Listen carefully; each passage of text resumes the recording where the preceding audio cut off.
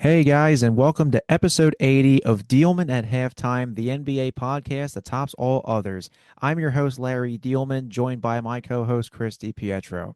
If you're joining us for the first time, it's great to have you. And if you've been a regular listener, welcome back. We have a lot to cover today and not a lot of time to do it. We'll look at a general overview of the NBA this week and then discuss some important topics across the association.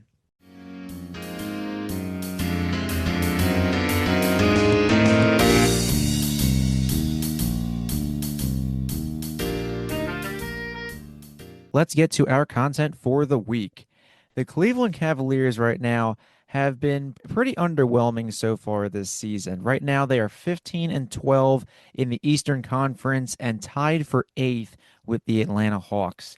They're just not taking advantage of a weaker conference this season given the injuries to the Celtics and Pacers.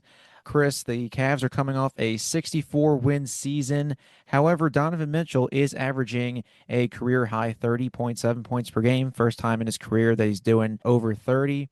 But I don't know what's wrong with this team right now. And maybe is it time to break up their star power? I mean, they got a new coach last year, but is it time to kind of rearrange this roster? I think you have to think about it. Donovan Mitchell this year has been like that, the picture of the Bugatti in that like trailer home, you know what I'm talking about, in the driveway. Yeah. He's been phenomenal this year. He's carrying the Cavaliers on his back. But the Cavs have just been flat all year. They haven't really been able to stay very healthy. They haven't been making shots, just shooting slumps all over the place. They just look kind of dejected. They're most recently coming off of a overtime loss to Charlotte where they went completely scoreless in overtime. I think Charlotte only scored 8 points, which is totally surmountable going against a team in overtime. So the Charlotte played all right in overtime. But the Cavs didn't even put up a fight. That's a winnable game. 8 points is a reasonable margin for you to make up and beat a team, especially the Charlotte Hornets, who are not very good right now, and especially considering all the talent you had. And yeah, they just went scoreless in the overtime period. It was pretty unbelievable to watch. You know, you could pinpoint a lot of things that's going wrong for Cleveland right now. I think something that might not be talked about as much is the departure of Coach Jordan Ott, who we know was hired as the Phoenix Suns head coach, and he's clearly making an impact in Phoenix right now.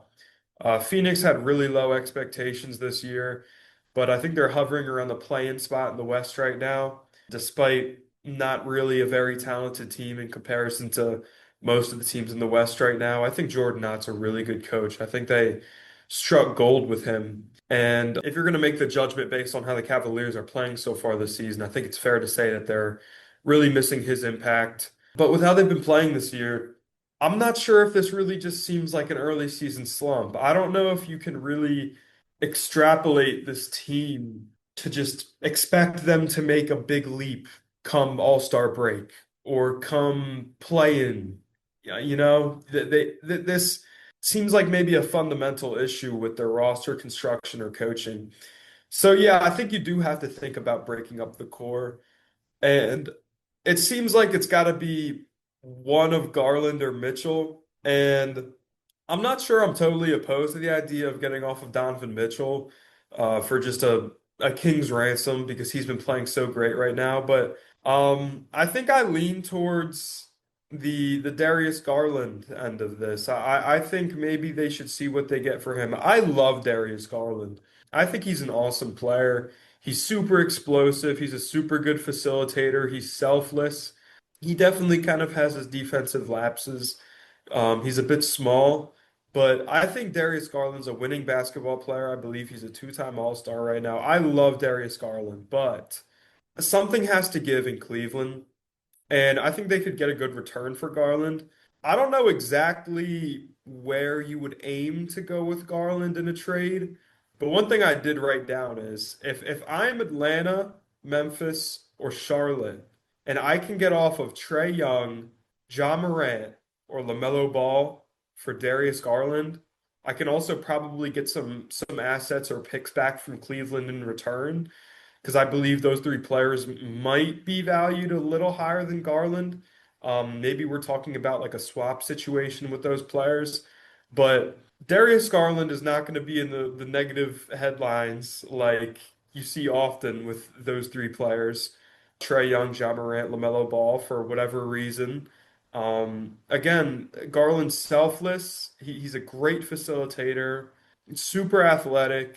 And, I don't think any of those four guys are great defenders. So I think that's a wash on the defensive end. But yeah, I mean, I think if you're Cleveland, you have to start thinking about moving on from one of the core pieces. Yeah, I think you have to break up the lineup in some capacity. And I know it's a little early in the season, but like you said, with you're not scoring a single point against the Charlotte Hornets. That's very concerning if I was a Nipple Cavs was the fan. best player on the court. Shout out Nipple, man. Yeah, The he stud. is balling out right now. I mean, I saw a thing on Instagram today, and it said like it was from a certain reporter, and I don't know how true it was, but some people are starting to view Con Knipple as Face of like the the franchise. franchise. Yep. And I mean, LaMelo Ball is let's just say it for what it is. He's made of glass. He's never healthy, and I feel like at times maybe he's a negative asset on the court. So you went with the guards situation, which I do think is a fair thing to say because they're both small. Defense is not really their strong points. Do you think also, What besides were the, you thinking, Jared Allen? do you maybe go with the front court? Evan Mobley and Jarrett Allen, as great as they are, they're not really, they kind of play the same brand of basketball. Both are very defensive minded. Evan Mobley is one of the top players defensively in the NBA.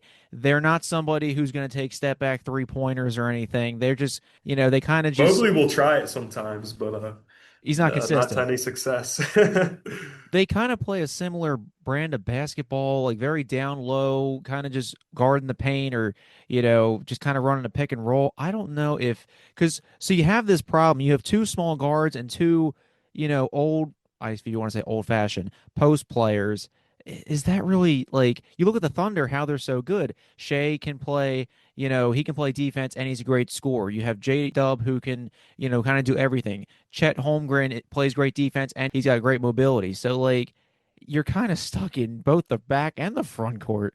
Yeah, it's weird. It's kind of it's a core that we've seen obviously make noise. Again, like you said, they won 64 games last year, which is nothing to sneeze at.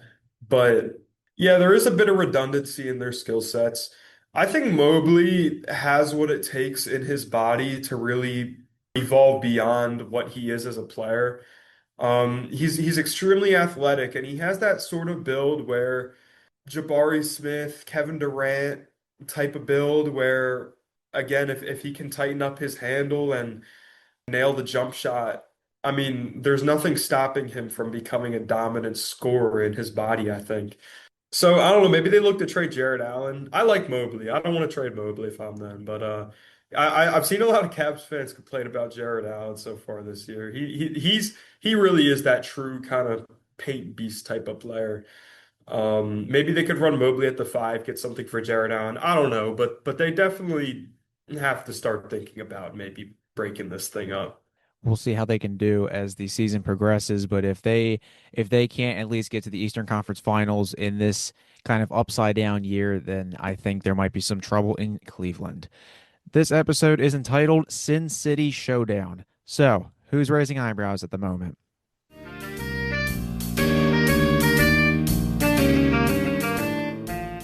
All right, so it is that time of the year. It's kind of like that little lull period in the NBA.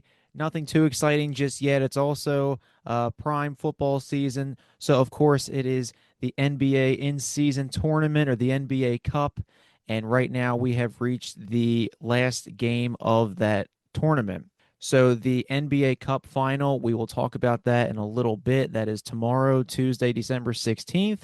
But Chris, we're going to talk about the semifinals games that happened over the last couple of days. We had the Knicks beat the Magic 132-120, and then for the Western Conference, we had the Spurs beating the Thunder 111-109. For those of you not familiar, the NBA Cup was started a few years ago to kind of boost ratings in this December or late November period. The teams are classified into different categories. Like there's like an A, B, and a C based off of records from the previous year and whatnot. And certain games during the week count as like cup games. They change the court colors and all that. And then they have like a little playoffs in the middle of the season. And the semifinals and the final are played at T-Mobile Arena over in Las Vegas, Nevada. So, Chris, let's break down our thoughts briefly for each of these games. So we had the Knicks and the Magic, 132-120. Jalen Brunson had a 40 burger and 8 assists. OG Anunoby and Karl Anthony Towns had some nice performances too. For the Magic, Jalen Suggs paced Orlando with 26 points on a very efficient 10 of 16 shooting. Overall, a great game, and the Knicks have been a favorite this entire season. The Magic, obviously, still a young team, but the Knicks moving on to the final over in Sin City. I think both of these games were awesome, but we'll start with New York versus Orlando. I thought Suggs was really awesome, despite clearly laboring an injury. I think at halftime they did a little like interview with him courtside, and it was like the entirety of his left quad and the entirety of his torso was wrapped up and he just looked like insane and it was hilarious. So I don't know what in the world he was tending to, but he was hurting out there and you could tell, but he was really playing hard despite that. And he was awesome. He was making shots and he really added to the intensity of this game, which I think the NBA Cup has proven to do. I think it's made games feel bigger and Suggs was a big contributor to that. Paolo had 25 points, but he was 0 for 7 from three. And it feels like anytime Paolo makes a good decision, it feels like distinctly noticeable when he does that because Paolo is uber talented.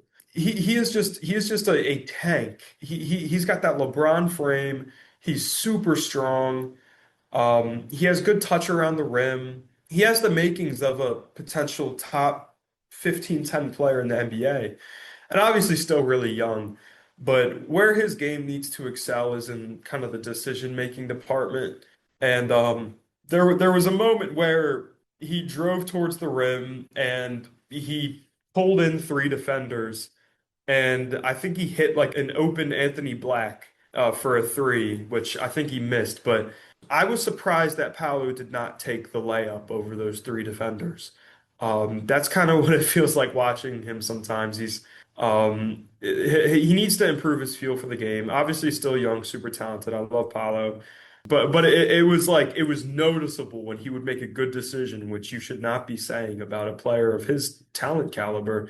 Anthony Black, I think he didn't shoot super well. I think he shot like 5 for 15, but he's a player, man. I really like Anthony Black. He can really get to the rim. He also plays with a lot of intensity. Anthony Black always struck me as like a nonchalant hooper, but like he showed in this cup game that like he's serious about playing. Like he was respecting the cup. He was respecting the cup with his effort.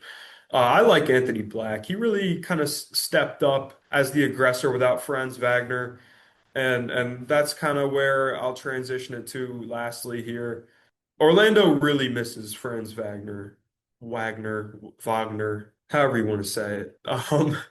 They're really missing him. It felt like a miracle that he was only diagnosed with a high ankle sprain, I believe, missing 2 to 4 weeks because it looked like he like tore his ACL, which would have been a calamity for Orlando this year because he's been their best player. Franz has been their best player with Paolo Banchero.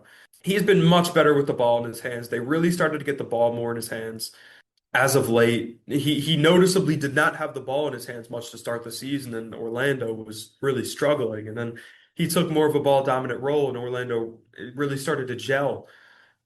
He's just such a smart player. He's kind of getting his shot back. They missed him. I think they really could have won this game against the Knicks, and that's saying something because the Knicks are really humming right now. They had a little bit of a turbulent start to the season, but they have really found a niche here. They're really playing well. I think they're the best team in the East. And that's with them being behind Detroit in the standings. I think I'm taking New York over anybody in the East right now. But yeah, this was a really fun game. Like you said, Brunson played really well. The Knicks had a number of really good performances. All those starters played well. It was a great game. It was really fun to watch.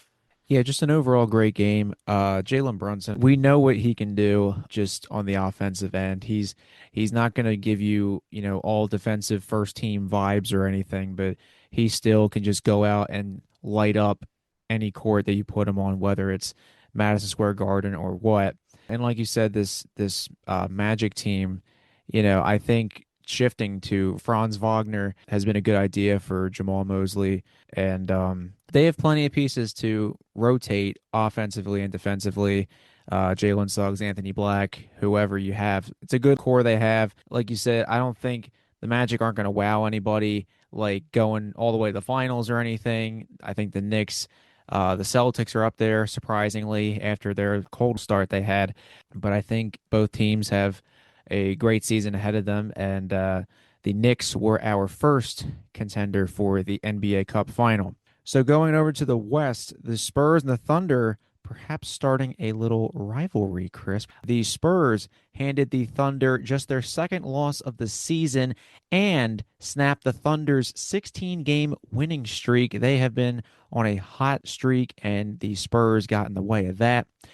Four Thunder starters and Alex Caruso off the bench were in double figures for scoring, led by Shea Gilgeous-Alexander's 29 points. Victor Wembanyama came off the bench for the first time in his career because he came back from an injury. And a lot of consistency in the box score, honestly. Devin Vassell had 23 points.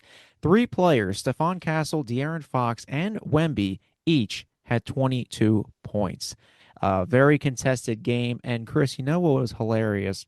Was that at the end of the game, they were going back to the locker room. Obviously the Thunder frustrated about this loss. The microphones or the social media people, or I don't know who it was, maybe the TV cameras, caught on a hot mic Alex Caruso and Isaiah Hartenstein walking back to the locker room and expressing their frustrations with the referees. There was a foul call. So Isaiah Hartenstein said, quote, that BS was a foul. And Alex Caruso said it was, quote, effing dumb, which is ironic because everyone always complains about how Shea Gilgeous-Alexander is a free throw merchant, or I just turned on my TV and look who's at the line. So a lot of stuff to unpack with this game. The Spurs doing very well, the Thunder doing very well. The Thunder, obviously, I mean, it was 2 point game. So you know that this was the game where it just comes down to the little things. And the fact that Victor Wembanyama came off the bench, maybe he's not like 100% just yet, shows you that the Thunder are still a very strong team. But expressing your frustrations about the refs, I'm not really sure how I feel about that, Chris. What are you thinking? I kind of understand their frustrations. Not really from the point of I think they should have gotten those calls. I think the Spurs ethically won that basketball game. Um, but again, these games are just bigger. Again, these teams are really fighting for that cash prize, and maybe not the top players, maybe they don't need it as much, but those guys on those two-way contracts and towards the bottom of the roster, I mean, that is serious money for them. So. And obviously, the guys at the top of the depth charts really want to win these games for those guys, for those two-way players, for those players that don't get a lot of minutes and are not on very large contracts. I think it was just more the intensity of the game that was getting to Hartenstein and Caruso. Knicks Magic was awesome, but this game was even better. We have to talk about Wemby first. San Antonio was kind of hanging on by a thread. Without Wemby playing, I don't think he played 5 minutes in the first half. And San Antonio was really hanging on by a thread, but as soon as Wemby came in and started to play some real minutes, the game flipped on a dime. It was a totally different game. Wemby looked like he hadn't missed a beat. He was hitting some ridiculous jump shots with pressure in his face. It's unreal how I mean we could talk about this for maybe every episode for the rest of this podcast existence. Wembanyama is just such a treat to watch. It is absolutely ridiculous the things he does at his size. He plays like a 6'6" shooting guard. Like he plays like Kobe Bryant in an alien 7'7" body. It's ridiculous some of the shots he takes and makes. But yeah, it was a totally different game when he started to play, and it turned the game on its head. Alex Caruso had a really big impact in this game. We talk about him as sort of a playoff riser, and while this isn't exactly a playoff game, we can call Caruso a big game riser for sure because this was a big game and he really showed up. That steal on Wembanyama towards the end of the game was just ridiculous. That was super impressive. His knack for just finding the ball is absurd. And I think somebody like Caruso might be the answer to guarding Wembanyama because your first instinct is to kind of go, oh, let me put another guy relatively his size, maybe a 7-footer who's maybe a lot more dense than Wemby and to keep him out of the paint. Maybe that's the answer to guarding him. But maybe the answer to guarding Wemby is just a mosquito, which is what Alex Caruso looked like guarding Wembanyama, just way shorter than him, just poking at him and annoying him and making Wemby fumble his dribbles and I think that's the answer, just a pest. Caruso was a pest. He had a huge impact on this game.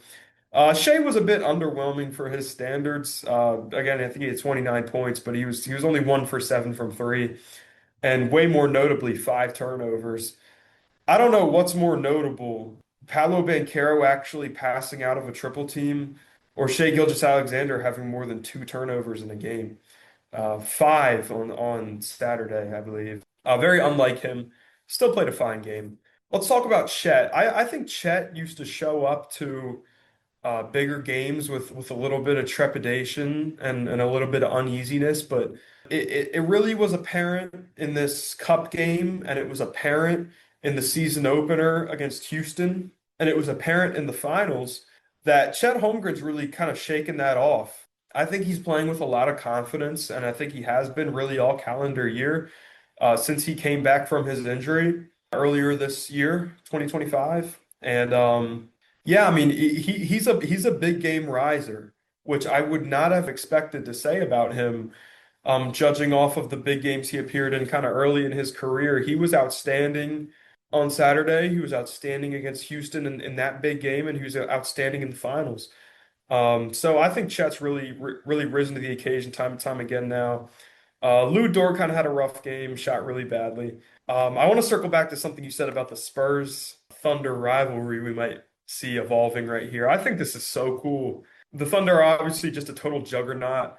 But as we see, the Spurs might be the only team that can really beat them consistently. I mean, Wembanyama is just such an outlier that him alone, his presence, and the rest of the really solid team San Antonio has, they might be the only answer for a team like Oklahoma City, and it would be so cool to see this rivalry develop. There was clearly some tension in that cup game, and I think the best part about all this, we get the rematch on Christmas. That is going to be quite the Christmas present for basketball fans. I cannot wait for that. Larry, I hope you're over or I'm over at your place and we get to tune into that one. That's going to be such an awesome game. Yeah, Merry Christmas to everybody for that, honestly. But I think what you said, Wemby being the X factor, he is just something we have never seen before. And to given the amount of success the Spurs have had in their career, with the 5 rings under Greg Popovich, it would be an absolute travesty, Chris, an absolute travesty if Victor Wembanyama does not get at least 1 ring. Like this man has so much talent. The Spurs have so much talent. Mitch Johnson is still young in his head coaching career. It would be an absolute travesty if Victor Wembanyama does not get a ring. We'll see what the Thunder want to do if they want to start a dynasty. We've already talked about their potential top 10 picks for next year, but I think Unreal. this Western Conference rivalry. This honestly could be Western Conference Finals every year, so we'll see how that turns out. So the Thunder, our second team in the NBA Cup Final.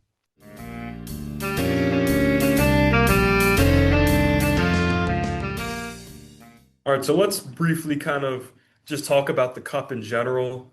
A lot of people are kind of split on it. Definitely at the inception of the cup, a lot of people were definitely split on it, calling it kind of pointless. again, like I kind of mentioned earlier, like what's a couple $100,000 going to do for these players? Are they really going to try? So there's a lot of pushback on the cup initially. I didn't really know how to feel about it, and I really didn't know how to feel about it until maybe this weekend. What it's this is year three now, and I still was kind of torn on it. I didn't know if I liked the reason for why these games felt big. I don't know if it was necessary to implement this. But I think I've landed on the side of the games feel bigger and the players clearly care. And that's all that really matters to me. I like the cup. I'm a cup supporter, man. You can question, why does this thing exist? Like, we shouldn't have to make basketball any more entertaining, like blah blah blah. Which is reasonable. It's reasonable. But I think all that matters to me is that the games feel big and the players care. And if those two things are true, which they are in the playoffs, obviously, then I'm balled in. I'm excited. And I think we've seen so far in this cup that these games have an added bit of intensity. I don't think that's debatable at this point. And you can question kind of the reason for all this. But to me, I have fun watching it. The players care.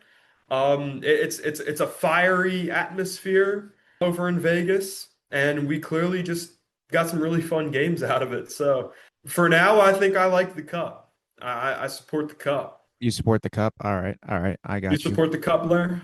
Um, I think, yeah, I'm okay with it for the moment if it does make games interesting, especially during the NFL season. Obviously, the NFL is king, and the NBA has kind of always had Christmas, but the NFL is kind of taking over Christmas too. So anything to make the NBA kind of stand out this time of year is fine with me. I might not understand it, or, obviously the top players might not care about the money, but getting it for the younger players is definitely a noble move by them. So I found some interesting things.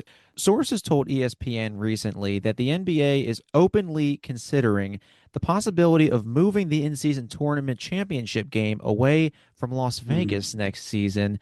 So they announced back in September that this would be the last season that both the semifinals and championship game would be at a neutral site because perhaps the neutral site is lacking energy. I didn't really understand the point of the Las Vegas thing. I understand Adam Silver is basically openly trying to expand the league. He's I trying to. think they're trying to test run the Vegas crowd, I think is what they're trying to do. The NBA's worst kept secret is they want the Seattle Supersonics back. I think they want to put a team in Las Vegas, as we've seen. Everybody's trying to move to Vegas. We've seen the Raiders. We've seen the A's from the MLB.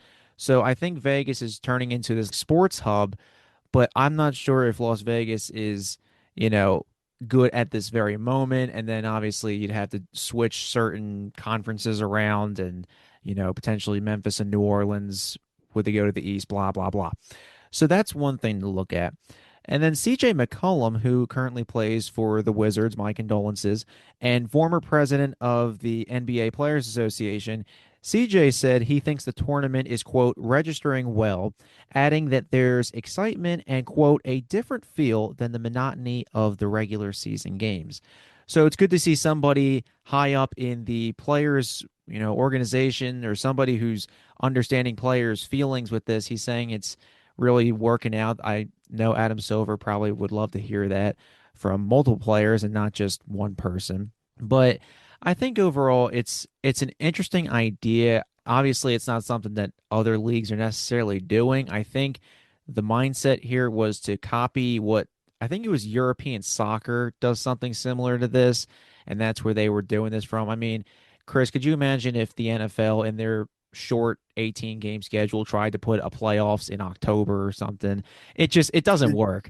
Yeah, no, I Or mean the games already feel big enough in football. It's like they don't have to worry about that. they don't have to worry about it. There's not too many games. The MLB, I mean, with 162 games, maybe you could try something there. But the NBA, I think these early season games maybe weren't as thought of as much, or, oh, people only pay attention to basketball, once the Super Bowl is over in February, or it's like, all right, now we're in the playoff season. Now it's the chase for the Larry O'Brien trophy. So I think this has its moments. At first, like you said, I was very confused, like why this was even a thing. Hell, even the play-in tournament when it was first implemented, I'm like, what are we doing, guys? What are we doing? Because you're basically saying the play-in tournament is a participation trophy. It's like, well, instead of, 8 teams, that's that. You're letting 10 teams consider themselves a playoff contender, but I've come to grow on it. I've come to accept it because it does produce good games. The NBA Cup, the only thing I will knock on it is the courts. I'm sorry, some of those courts are hideous, especially some like those dark reds. Even the Lakers, they said their court was like unusable or it was slippery or something. So I'm not sure what changing court colors has to do with anything, but I don't mind it. We'll see if The Adam courts Silver. are very gorgeous to me. I We'll like see. them. We'll see if Adam Silver can do something in the future. Maybe add anything, or maybe move all the games away from Las Vegas, and maybe I don't know, put certain games over there, or maybe put a Christmas game in there eventually. But the Las Vegas thing definitely, I'd say, is a sticking point at the moment. Could you imagine that Spurs Thunder game in Oklahoma City? God, that would That be would have been amazing. nuts. Yeah, no, that would actually no, Yeah, they got to get out of Vegas. you know what would actually be crazy? Nah, forget that. Put it on a neutral site. Put Spurs Thunder at the Garden. Now that'd be crazy. Hmm. Put it in that biggest stage, Big Apple, Wemby, Kaching. I think Spurs Knicks, which we're about to talk about, should be in the Garden. That'd be pretty awesome. No, we're stuck in Vegas for now.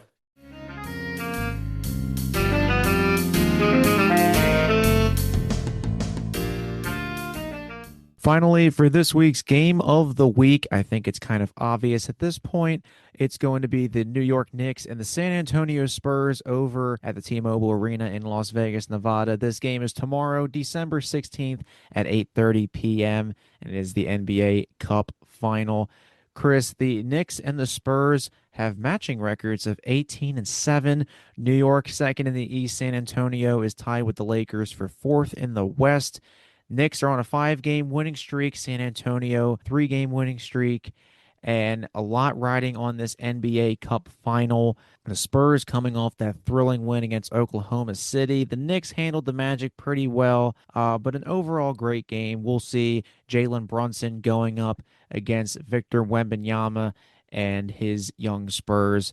The Knicks, I think, have more veteran leadership. The Spurs have a lot of young excitement. So, what are you thinking as we go and crown a champion for the third year of this in-season tournament? We're gonna keep it simple. I think my brain is leaning a little bit more towards New York, but when you're predicting the outcome of a sports game and you use your brain, you're gonna be right maybe a lot of the time. But it's so wishy-washy.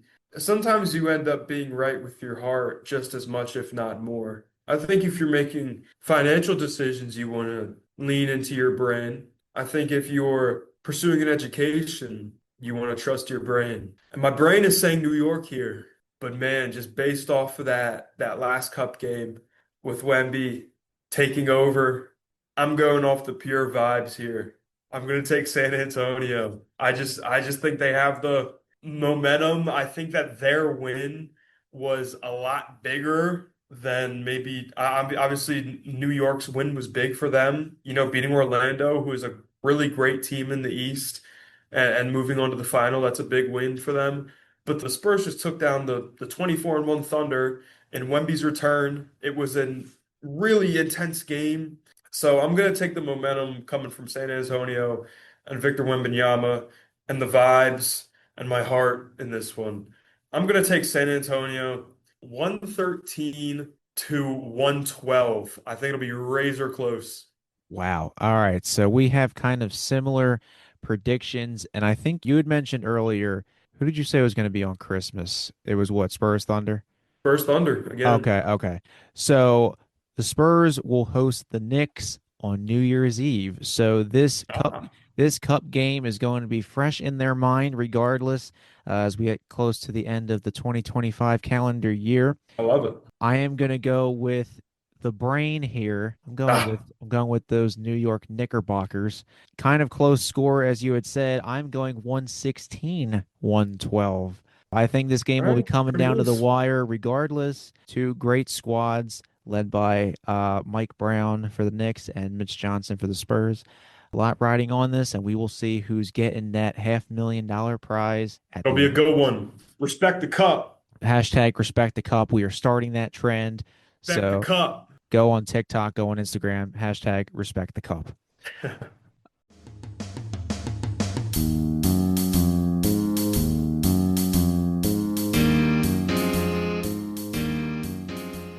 Well, that's all the time we have for today. If you haven't already, make sure to follow the podcast accounts, Chris and me, on social media.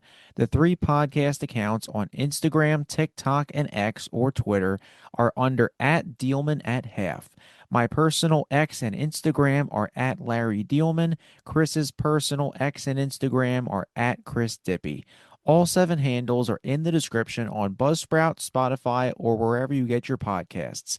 Remember, although you can find Dealman at Halftime on major podcasting platforms like Spotify, Apple Podcasts, Amazon Music, iHeartRadio, and YouTube, the main podcast website is on Buzzsprout. The website URL is dealmanathalftime.buzzsprout.com. Feel free to send a comment by using the Send Us a Text button located in each episode's bio. With the exception of Apple Podcasts, the text option is available on Buzzsprout and all the major platforms. Your comment could end up in the fan mail section of the Buzzsprout website. And don't forget to spread the word about Dealman at Halftime.